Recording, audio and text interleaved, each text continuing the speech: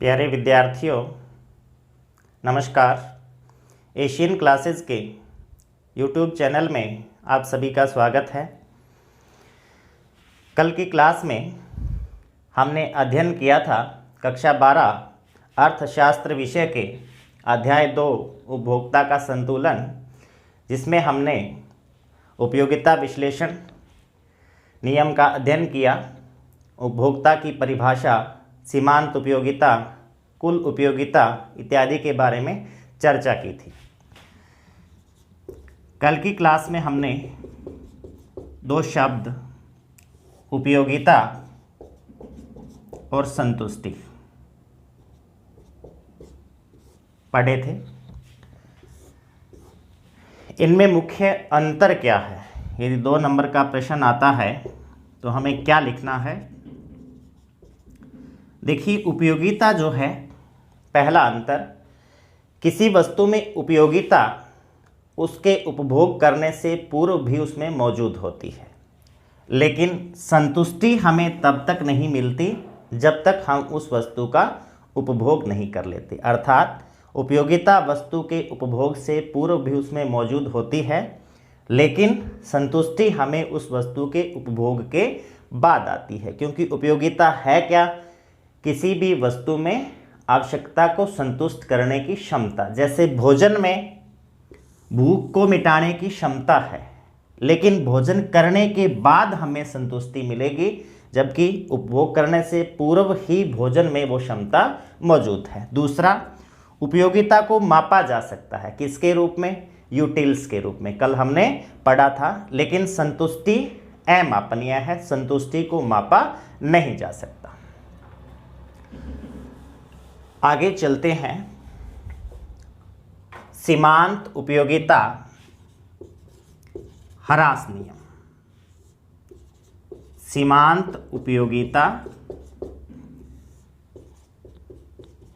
ह्रास नियम, law of diminishing marginal utility. सीमांत उपयोगिता ह्रास नियम किसने दिया था? गोसेन ने। कब? 1854 ईस्वी में। जेवंस ने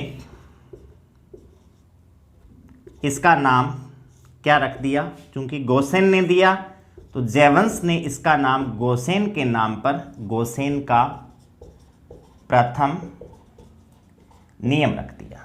नियम दिया था गोसेन ने 1854 में, तो जेवंस ने इसका नाम क्या रख दिया? गोसेन का प्रथम नियम। यदि प्रश्न आता है सीमांत उपयोगिता ह्रास नियम या आए गोसेन का प्रथम नियम, हमें दोनों का आंसर एक ही लिखना है। क्या कहता है गोसेन इस नियम में? गोसेन ने कहा कि जैसे जैसे किसी भी वस्तु की उपभोग योग्य इकाइयां हमारे पास बढ़ती है, वैसे वैसे आगामी इकाई से मिलने वाली उपयोगिता क्या होती जाती है? कम होती जाती है।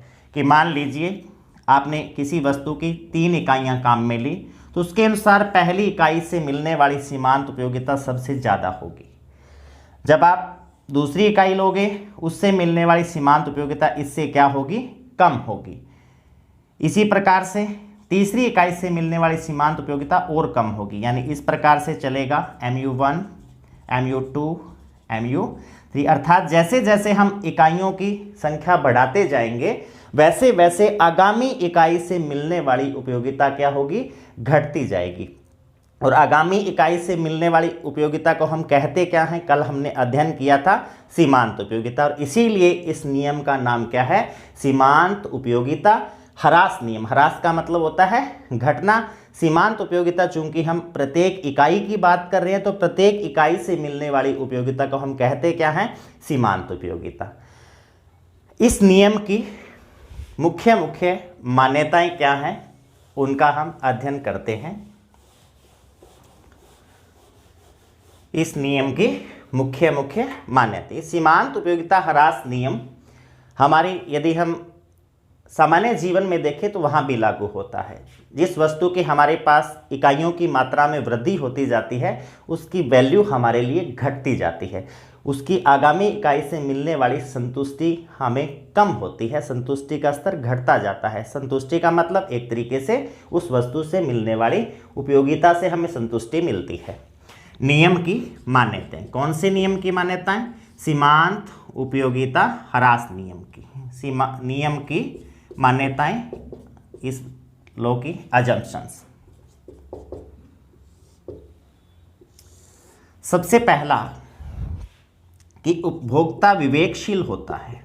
क्या होता है? उपभोक्ता विवेकशील एवं आर्थिक व्यक्ति, एवं आर्थिक व्यक्ति। उपभोक्ता विवेकशील होता है एवं क्या होता है? आर्थिक व्यक्ति होता है। कल हमने बात की थी कि विवेकशील का क्या मतलब है।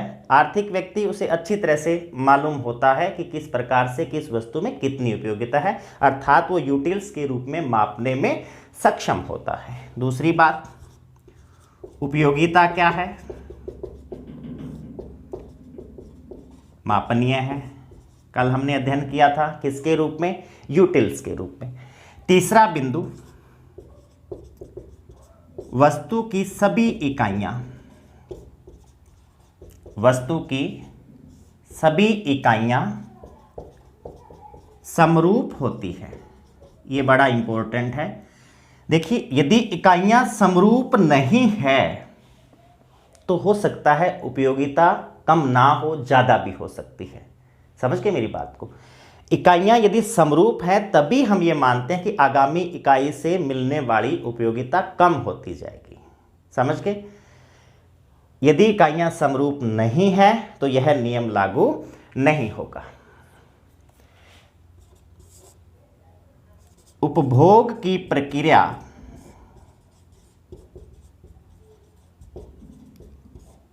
सतत है, यानी लगातार उपभोग है वो जारी रहता है। उपभोग की प्रक्रिया रुकती नहीं है, नहीं तो हम आगामी इकाइयों का उपभोग क्या कर देंगे? बंद कर देंगे। हमें पता है कि हमें 3 इकाइयों का उपभोग करना है, 4 का उपभोग करना है, 5 का उपभोग करना है। पांचवा बिंदु, मुद्रा की सीमांत उपयोगिता। मुद्रा की सीमांत उपयोगिता स्थिर रहती है, स्थिर रहती है, यानी मुद्रा की सीमांत उपयोगिता में कोई अंतर नहीं आता। और छठा बिंदु, उपभोक्ता की आय, उपभोक्ता की आय स्थिर रहती है। उपभोक्ता की आय क्या रहती है? स्थिर रहती है। यदि आय में बहुत ज़्यादा वृद्धि हो जाए तो हो सकता है वो उन वस्तुओं को खरीदने में कोई ज़्यादा सोच विचार ना करे, यानी हो सकता है उसका आर्थिक व्यक्ति का जो व्यक्तित्व है वो वहाँ पर प्रभावी ना रहे। और सातवां, उपभोक्ता की रुचियाँ, उपभोक्ता की रुचियाँ स्थिर रहती है, स्थिर रहती है, यानी जैसा वो किसी वस्तु के प्रति दृष्टिकोण रखता है वैसा ही रहता है, उसमें कोई परिवर्तन नहीं आता। और आठवां बिंदु,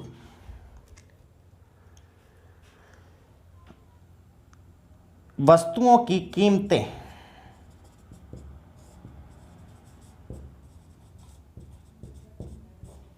स्थिर रहती है।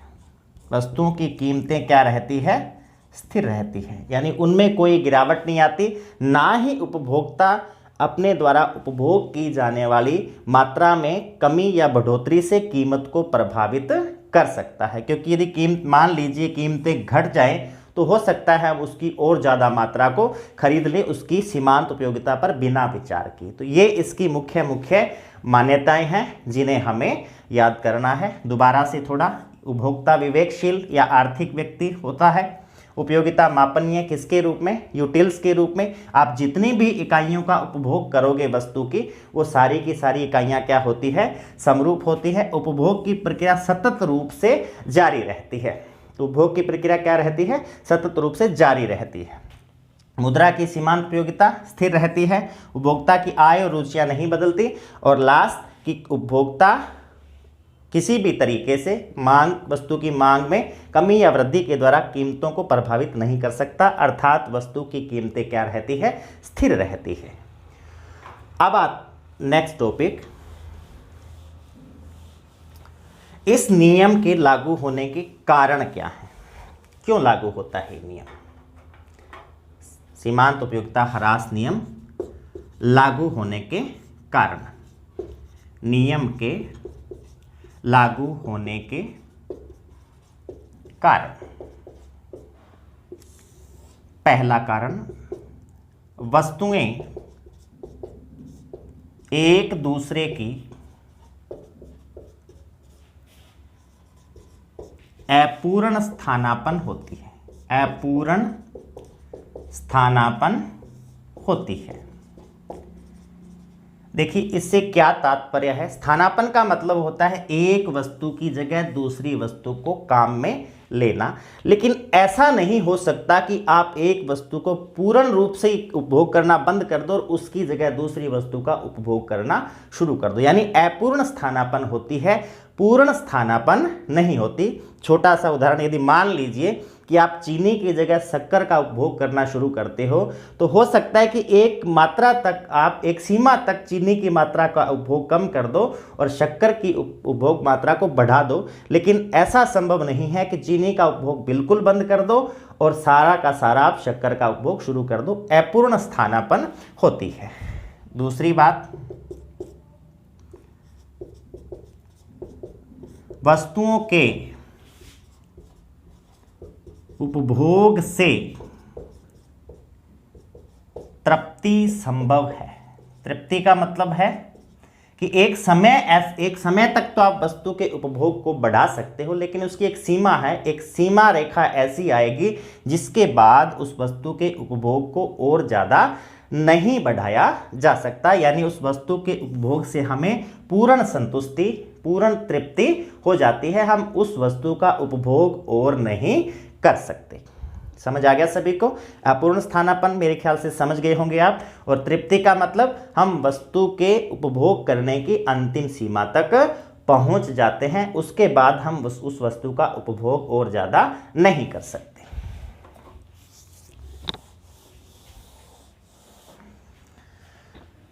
अब आता है इस नियम का महत्व क्या है। नियम का महत्व, कौन से नियम का, सीमांत उपयोगिता ह्रास नियम का महत्व क्या है। नंबर 1, मांग का नियम की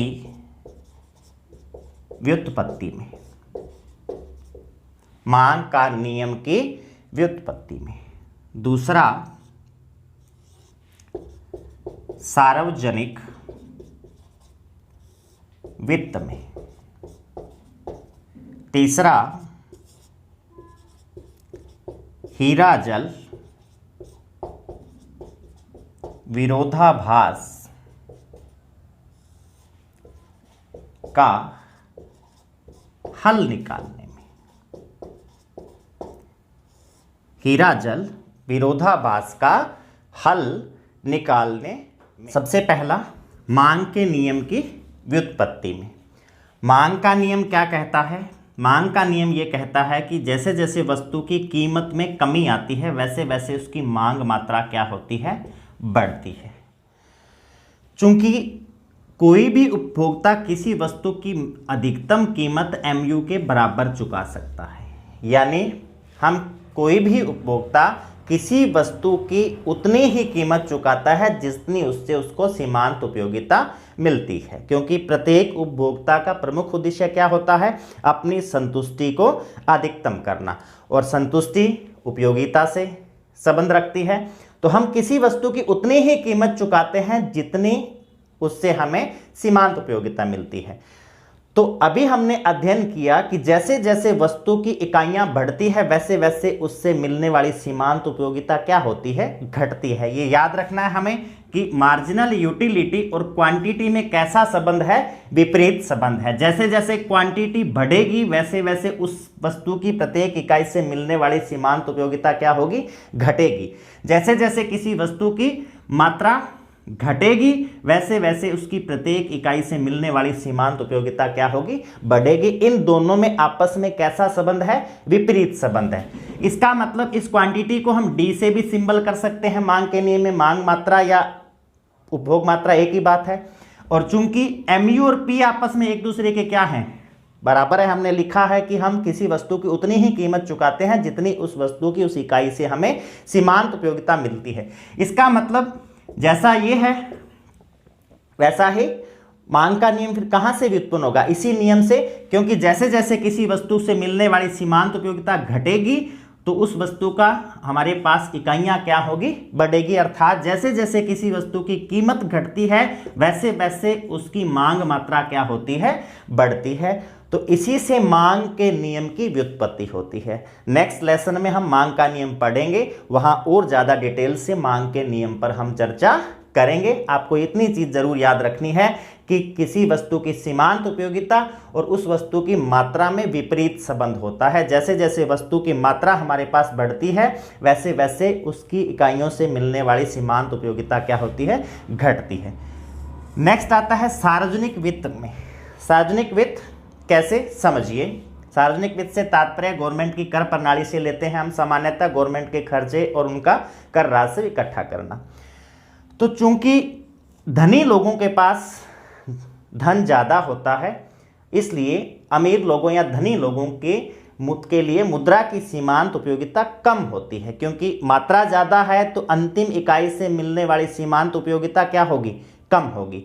लेकिन गरीबों के लिए, चूंकि गरीबों के पास धन कम होता है इसलिए उनके लिए मुद्रा की सीमांत उपयोगिता क्या होती है, ज़्यादा होती है, क्योंकि मात्रा कम है तो सीमांत उपयोगिता क्या है, ज़्यादा है। इसलिए यदि धनवान लोगों या अमीर लोगों पर कर लगाया जाता है और उनसे पैसा कर के रूप में वसूला जाता है तो उनको कम तकलीफ या कम कष्ट होता है, क्योंकि उस पैसे की सीमांत उपयोगिता क्या है, ज़्यादा है, तो उनकी संतुष्टि में कम कमी आएगी।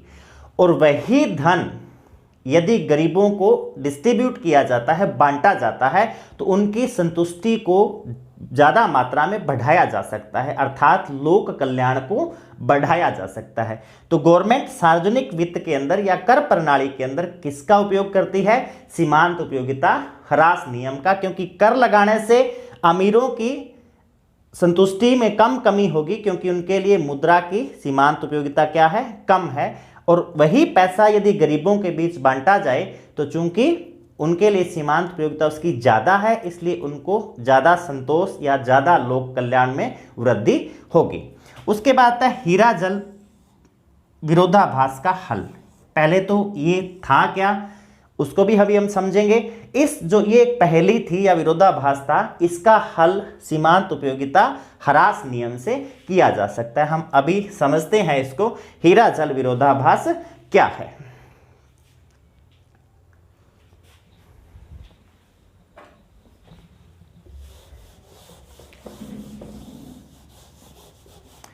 हीरा जल विरोधाभास।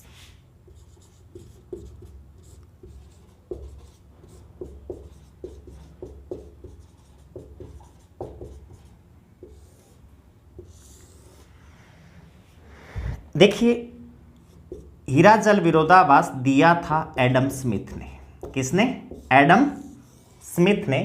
और इसका हल निकाला था मार्शल ने। किसने निकाला था, मार्शल ने। ये हीरा जल विरोधाभास या हीरा जल पहेली एक ही बात है, हीरा पानी पहेली वो भी एक ही बात है। ये दिया था एडम स्मिथ ने और इसका हल निकाला था मार्शल ने। देखिए, हम जल का अधिक मात्रा में उपभोग करते हैं। सामान्य जीवन में प्रत्येक व्यक्ति जल का अधिक मात्रा में उपभोग करता है, अर्थात जल से मिलने वाली कुल उपयोगिता क्या होगी, ज़्यादा होगी। क्योंकि कुल उपयोगिता क्या होती है, पहली इकाई से मिलने वाली उपयोगिता, दूसरी से मिलने वाली उपयोगिता, तीसरी से, यानी n इकाइयों तक प्रत्येक इकाई से मिलने वाली उपयोगिता का योग क्या होता है, कुल उपयोगिता। कल हमने इसका अध्ययन किया है। और चूंकि प्रत्येक इकाई से मिलने वाली उपयोगिता को हम क्या कहते हैं, सीमांत उपयोगिता। यानी पहली इकाई से मिलने वाली सीमांत उपयोगिता, दूसरी इकाई से मिलने वाली सीमांत उपयोगिता, तीसरी इकाई से यानी MUN तक। इसका योग क्या होगा, TU के बराबर होगा, जल से मिलने वाली कुल उपयोगिता के बराबर होगा।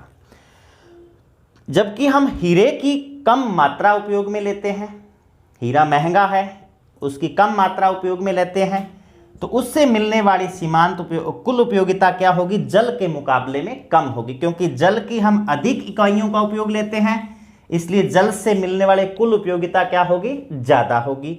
लेकिन हीरे की हम कम इकाइयों का उपयोग में लेते हैं, महंगा है हीरा, इसलिए उसकी कम इकाइयां खरीद पाते हैं, इसलिए उससे मिलने वाली कुल उपयोगिता जल के मुकाबले मिलने वाली कुल उपयोगिता से क्या होगी, कम होगी। तो चूंकि जल की हम अधिक इकाइयां काम में लेते हैं, तो इसलिए इसकी अंतिम इकाई से मिलने वाली सीमांत उपयोगिता क्या होगी, कम होगी। क्यों, क्योंकि मात्रा बहुत ज़्यादा है। अभी हमने अध्ययन किया कि जैसे जैसे किसी वस्तु की मात्रा हमारे पास बढ़ती है, उसकी अंतिम इकाई से मिलने वाली उपयोगिता, जिसको हम क्या कहते हैं, सीमांत उपयोगिता, क्या होती जाती है, घटती जाती है। जबकि हीरे की अंतिम इकाई से मिलने वाली सीमांत उपयोगिता जल की अंतिम इकाई की सीमांत उपयोगिता से क्या होगी, ज़्यादा होगी। क्यों ज़्यादा होगी, क्योंकि हीरे की हम इकाइयाँ क्या खरीदते हैं, कम खरीदते हैं। तो कम इकाइयाँ खरीदने के कारण इसकी जो अंतिम इकाई है, मान लो इसकी सारी आपने यदि 100 इकाइयाँ खरीदी, तो इसकी आप 1 इकाई ही खरीद पाओगे। समझ गए मेरी बात को। तो इसकी 100वीं इकाई से मिलने वाली सीमांत उपयोगिता, क्योंकि 1 से लेकर 100 तक जाने में सीमांत उपयोगिता बहुत घट जाएगी। लेकिन चूंकि इसकी 1 ही इकाई खरीदी, तो बताइए इसकी पहली इकाई से मिलने वाली सीमांत उपयोगिता ज़्यादा होगी या इसकी पहली अंतिम इकाई से मिलने वाली सीमांत उपयोगिता ज़्यादा होगी? इसकी सीमांत उपयोगिता क्या होगी, ज़्यादा होगी। अब दूसरी बात, हमने अभी अध्ययन किया कि हम किसी वस्तु की कितनी कीमत चुकाते हैं, उससे मिलने वाली सीमांत उपयोगिता के बराबर। इस कारण से हम जल की अंतिम इकाई की कम कीमत चुकाते हैं और हीरे की अंतिम इकाई की ज़्यादा कीमत चुकाते हैं। इसीलिए जल सस्ता होता है, उसकी कीमत कम होती है, और हीरा महंगा होता है, उसकी कीमत ज़्यादा होती है। किस पर निर्भर करता है, उसकी सीमांत उपयोगिता पर। समझ गए मेरी बात को। जल की अंतिम इकाई से मिलने वाली सीमांत उपयोगिता चूंकि कम होती है और हम इकाइयाँ क्या है, समरूप हैं, इसलिए प्रत्येक इकाई की हम उतनी ही कीमत चुकाएंगे। एक सारी जल की इकाइयाँ क्या होंगी, एक जैसी होंगी, इसलिए प्रत्येक इकाई की एक जैसी कीमत चुकाएंगे। तो जल की कीमत क्या हो जाएगी, कम हो जाएगी। चूंकि हीरे की इकाइयाँ हमारे पास कम है, इकाइयाँ कम है अर्थात मात्रा कम है, मात्रा कम है, तो सीमांत उपयोगिता क्या है, ज़्यादा है। सीमांत उपयोगिता ज़्यादा है, इसका मतलब कीमत क्या है, ज़्यादा है। और हम सारी चूंकि इकाइयाँ क्या है, समरूप होंगी। एक की जगह 2 खरीदोगे तो भी दोनों इकाइयाँ क्या होंगी, समरूप होंगी। तो दोनों इकाइयों की हम कैसी कीमत चुकाएंगे, एक जैसी, क्योंकि MU बराबर क्या होता है, P होता है। इसलिए हीरा जल के मुकाबले महंगा होता है, अर्थात हीरे की कीमत ज़्यादा होती है और जल की कीमत कम होती है। यही हीरा जल विरोधाभास या हीरा जल पहेली थी और इसका सीमांत उपयोगिता ह्रास नियम से हल निकाला गया था। आज की क्लास में इतना ही, बाकी आगे की क्लास में।